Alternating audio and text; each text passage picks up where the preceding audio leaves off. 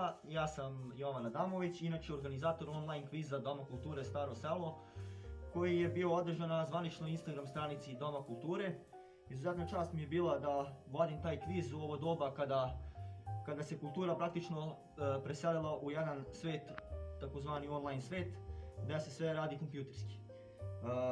Ovo je inače bilo 4. izdanje kviza koje sam ja organizovao. Prva 3 su došla onako na ideju čisto da se malo zabavimo i nešto naučimo novo o radu Doma kulture.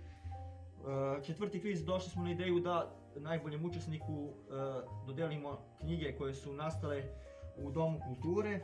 Neke su doduše samo Dom kulture je bio izdavač tih knjiga, na primjer Crkva u Starom selu.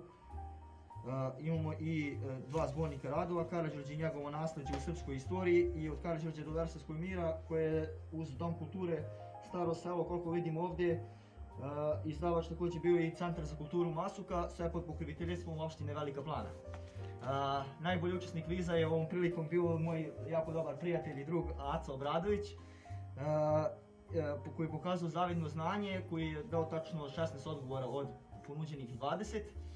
I drago mi je da je baš on budući vlasnik ovih knjiga i veoma interesantnih knjiga.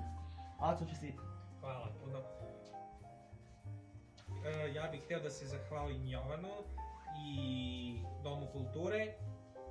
Mislim da su ovo jako divne knjige i da će mi biti drago da ih pročitam.